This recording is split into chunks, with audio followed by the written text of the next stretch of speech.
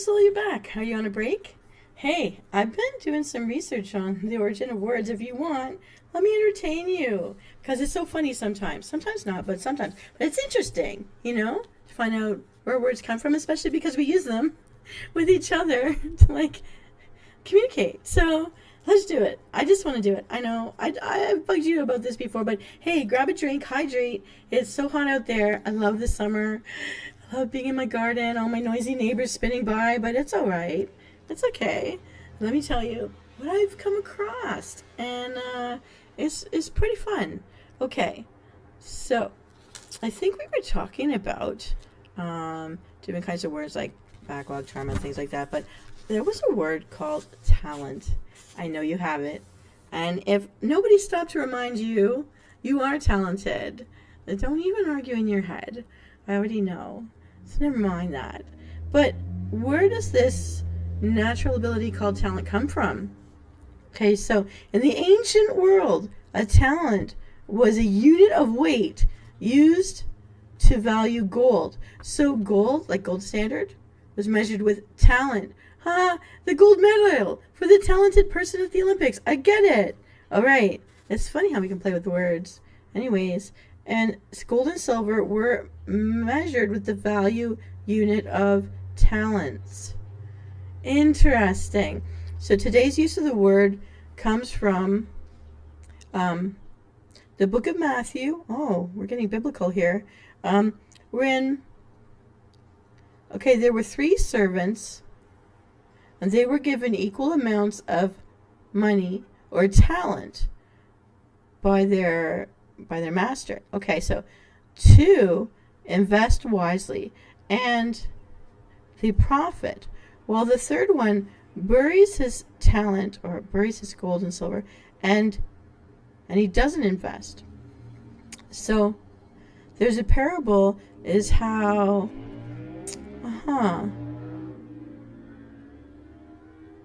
okay, so how talent came to refer to the natural gifts we are all born with. And the moral of this tale is that we must use our talents wisely or we will fail. Interesting. I don't know when all the time was my mouth moving. I don't even know. So sorry. That's interesting. Like, use your talents. Use your money. Spend it. Invest in it. Make it move. Okay. I can work with that. Use your talent. Don't bury it. Don't hide it. Don't ignore it. Use it. All right. All right.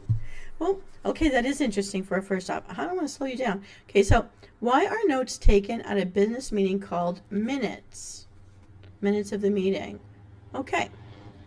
Okay, the reason the written record of a meeting are called the minutes is because in order to keep up, the minute taker wrote in a shorthand or abbreviation. The word used to describe this condensed writing was minute, as in small. Oh, and because the spelling in the same, the minutes and minute, so it became minutes. Okay, so the same circumstances apply to Friedrich Chopin's minute waltz.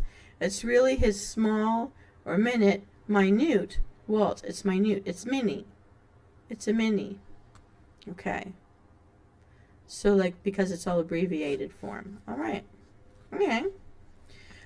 Why is extortion money called blackmail? If there's a blackmail, then there must be whitemail. Mail was a Scottish word for rent. Or taxes. Mail is rent or taxes. That's funny because most of my mail is bills. Someone steals my purse, that's all they'll get is my minutes. No, my mail, which are my bills. You can have it. That's funny. Okay, so, or taxes. Nobody likes a tax man. So nobody likes the mailman, and that's why your good old dog will bite them. Yes. Okay, I'm getting it now. I'm getting it. Okay, because of its color, it was called white mail. During the 16th and 17th centuries, bandits along the Scottish border demanded protection money from the farmers because Black signified evil. This cruel extortion was called black tax or blackmail. Oh, that's different. I didn't expect to see that. I didn't expect to see that coming. Okay. Point of fact, though, in old Western movies, the cowboy wearing the black hat was the good guy, and the white hat was the evil one. So just saying. All right. Why, after a foolish error, do we call someone a laughing stock? In early English, a stock was a tree trunk. Oh, stocks and bonds? Tree trunks and what tied you to them? I don't know. The stock market? Tree trunks. That's hilarious. Okay, but say, and by the 14th century, that's 1300s, it figuratively meant the family tree or the consequences of breeding. Being on a family tree, you're a consequence of breeding. Hello, consequence of breeding. I think I'm going to yell that at someone when I'm stuck in traffic. It's so weird and so wrong. I don't know. So, for example, someone might be from the farming stock or good stock. I've heard of that. While an animal's breeding line was traced through their livestock. Livestock. Okay, if someone calls you a laughing stock, they're insulting your family tree. So it's not just you're not being called a dummy. They're saying everyone you came from is a dummy. Okay, and they're insulting your family tree as being one filled with fools, from which you are the current crop. Fruit of the room, harvesting the crop. You're the crop. So when you're the apple of my eye, you're the result. You're the last crop. Oh no! Okay, jokes. Please share your jokes. Please share your jokes in the comments, because I'm sure somebody out there is able to put in words what I'm feeling right now. Okay. Why are dining rooms called restaurants? Up until 1765, diners were offered only what the innkeepers chose to serve. But then, a Paris chef named Boulanger began offering a choice of nourishing soups or to the passersby, and on a board hanging over the door, he painted the word restaurant, meaning to rest or to restore yourself. Oh, restore yourself here. Have a soup. Okay.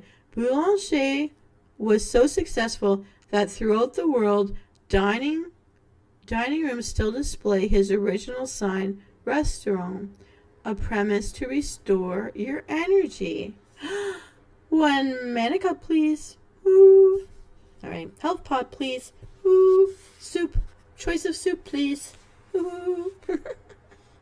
Okay, that's interesting.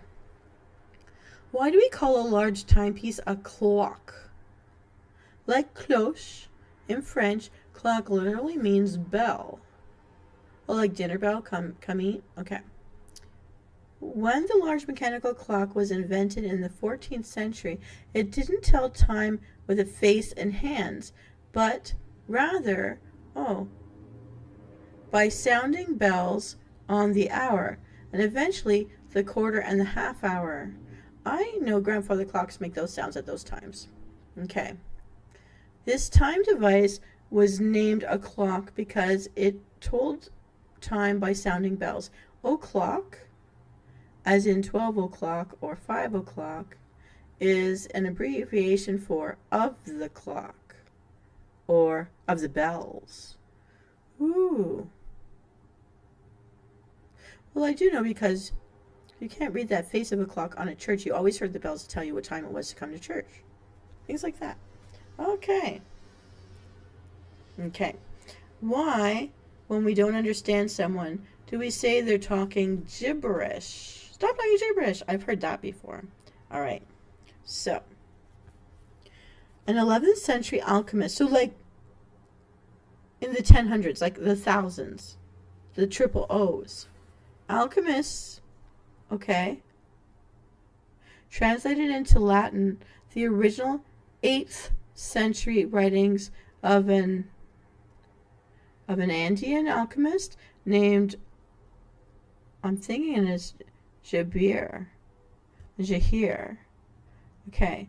And if his work had been discovered, we would have been put to death.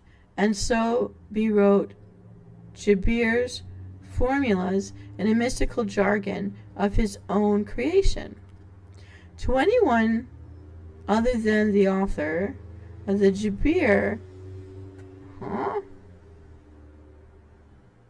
translations didn't make any sense. Oh, it's no wonder I'm confused. And so anything of it was gibberish, It was gibberish, which eventually became gibberish. Okay, so the J became the G.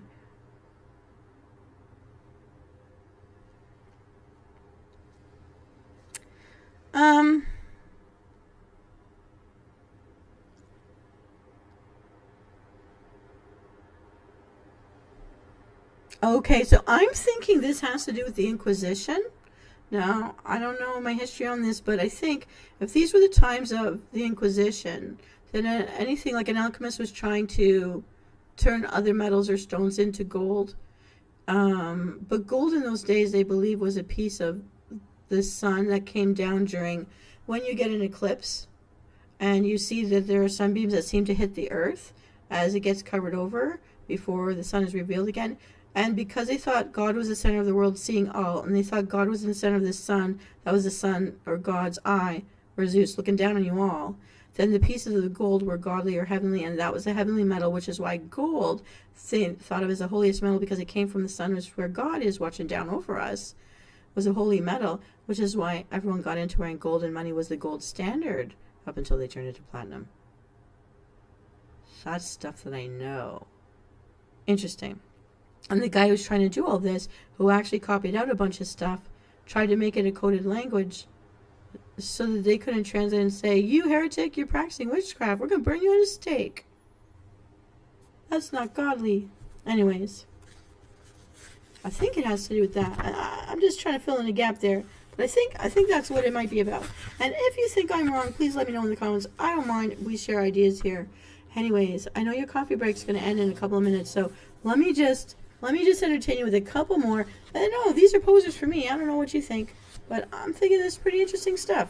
It's interesting how things come to be. Okay, so I just played around with the pages here, and anyways, my neighborhood is sounding kind of peaceful today. It's okay. All right. Why do we call the perfect world utopia? And there's songs about this too. Okay.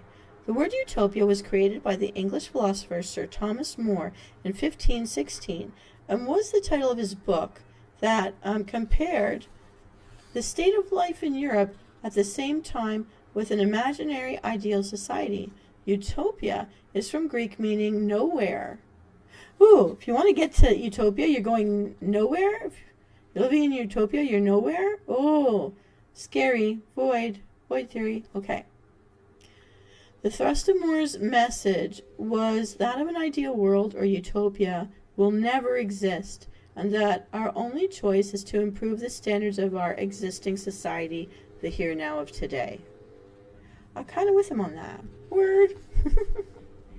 Why do we call a bad dream a nightmare? There are different degrees of frightening dreams, but the most terrifying cause sensations of suffocation and paralysis. Literature best describes a sleeper sensation in the stories of Dracula, but there was also a common female demon known as the night hag. Mare, as an Old English term for demon. So like the mare of a horse, the female horse is a demon? I don't know. Mare, okay, the female demon known as the night hag, okay, come from the same root as murder. Oh. Therefore, the demon or mare who visits at night was called a nightmare. So you night terrors, you're afraid because you're going to be murdered. You don't want to die. You want to die of fright. And they make you feel like you're going to die of fright. Nightmares. Not terrible. But this is a demon. Okay. Well, that's good to know. Okay, I know your coffee time is ending. And I've just got a couple more, but you know what? I'll save for another day. I know you got to get going. Just don't forget to hydrate. I know it's super hot out there. Beautiful summer sunshine. I hope you get a chance to just sit in the sun and soak it in for 5 minutes, 10 minutes, 15 minutes would be even better. Just wear your sunglasses, protect your eyeballs. Because I like when you wink at me. Yeah. I'd wink back, but I seem to do two things at the same time. I'll just flutter. I'll just flutter for you. I'll bat my eyes. You can wink, I'll bat my eyes. Yeah. All right, Msoul. Have a great day out there. You deserve it. And I'll see you next time. Bye.